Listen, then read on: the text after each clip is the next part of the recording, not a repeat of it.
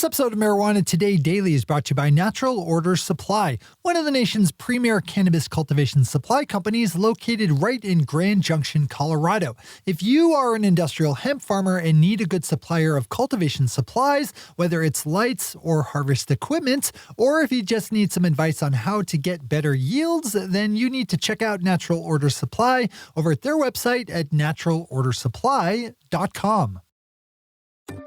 Good morning, Marijuana Nation. It's Thursday, May 28th, 2020, and you're tuned in to episode 944 of Marijuana Today Daily. I'm your host, Shay Gunther, and I'll be walking you through today's marijuana news and headlines. As always, we have a full busy day of cannabis news in our hands, so let's jump right into it. A new program in New York State will offer businesses economic support to help them weather the storms of the coronavirus pandemic. But as Kyle Yeager over at Marijuana Moment is reporting, legal cannabis businesses are explicitly being left out, along with corporate franchises, liquor stores, strip clubs, pawn shops, and payday lenders. That completes a 1-2 punch for New York State cannabis businesses, as they are also ineligible to receive federal support, along with just about every other legal marijuana business in the country. You can swing over to Kyle's story for more here if New York State is on your radar.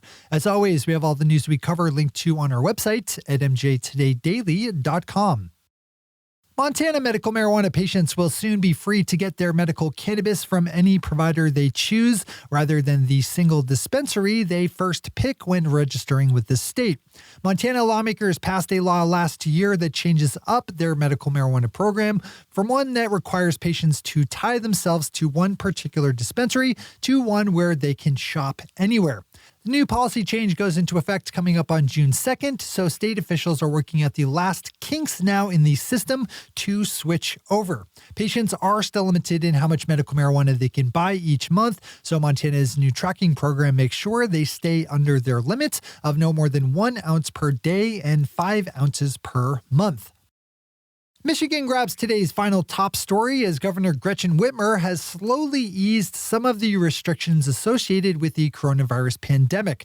One of the changes made in a recent executive order allows Michigan legal marijuana shops to conduct limited in-store shopping.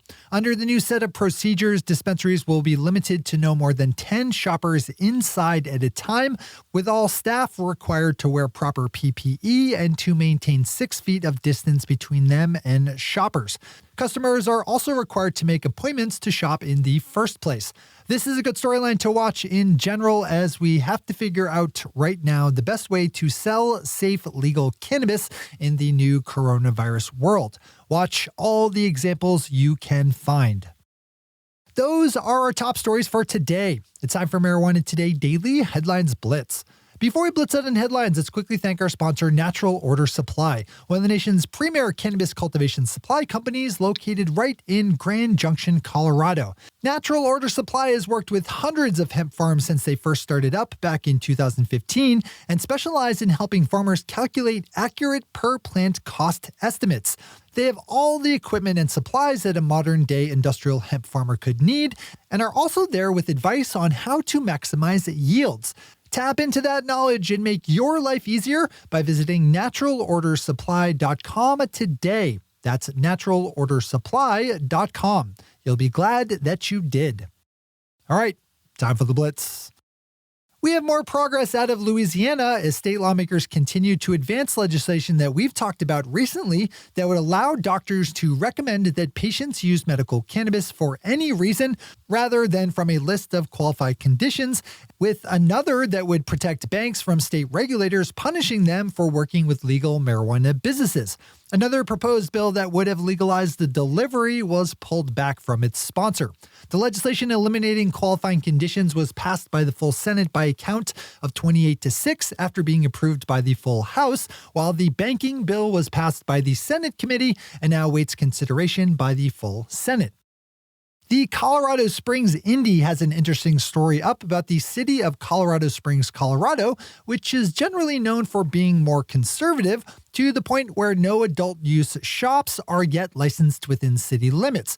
more than 6 years after the state first let adult use stores open. But in the face of a projected $20 million budget shortfall caused by the coronavirus, there's some renewed interest in town around the idea of welcoming in adult use stores and the tax revenue they bring in with them. According to a new study done by researchers at the University of Colorado, Colorado Springs could bring in anywhere from $8 to $17 million in annual fees and taxes from legal adult use. Expect to see more of this kind of municipal introspection all over the place. A new survey of 1,000 Americans finds that just over half of those who have some knowledge of psychedelic mushrooms thinks they should be legal. Overall, 38% of respondents felt the same way, which is not a bad percentage if you consider that back in the late 90s, just as I was getting started in the world of drug policy reform, around 25% of Americans thought cannabis should be legal. Pop over to Mary Jane for more here if you want. Embattled multi-state cannabis operator MedMen just released its latest fiscal results, with its third quarter for 2020 seeing revenue of $45.9 million, up 41% annually, on top of an adjusted EBITDA loss of $20.7 million, which is better than the $35.1 million MedMen lost in the same quarter last year. The company says it currently has just under $32 million cash on hand after raising $7.8 million in new funding and selling assets for an additional $17 million. According to a new report compiled using data from the Maryland Cannabis Commission, just 10% of all investors currently engaged with the state's medical marijuana industry are non-white, reflecting a general industry-wide problem with diversity among the investing class.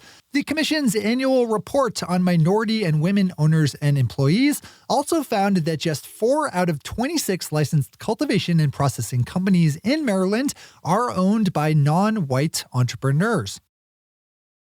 In a bit of nice David vs. Goliath news, a local company in Arkansas has prevailed in court for the right to use the name Harvest in context of legal cannabis.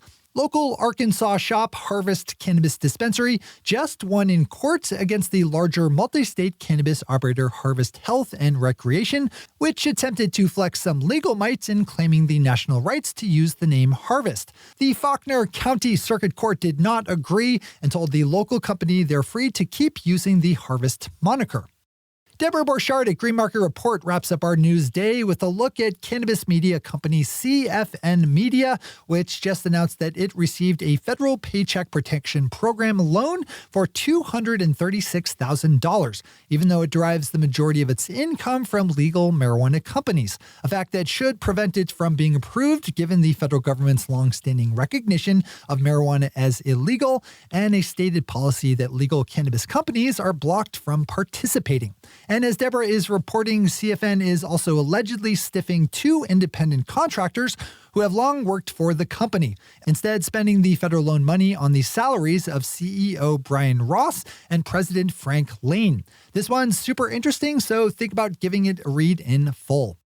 Those are the headlines and news for the day. I'll be back with you again tomorrow morning with another information-packed episode of Marijuana Today Daily. But in the meantime, if you have any stories to share or feedback to give, zip us an email to headlines@mjtodaydaily.com. And while you're clicking around the interwebs, swing over to our website at mjtodaydaily.com to find links to all the news we cover. Thanks to our sponsor, Natural Order Supply, and to our awesome patron listeners for the support that makes this show possible. To join the illustrious ranks of the patron listeners yourself, swing over to our website at mjtodaydaily.com and click on that big blue button at the top of the page that says Become a Patron. I'm your host, Shay Gunther. Thanks for tuning in and starting your day with marijuana today. Today.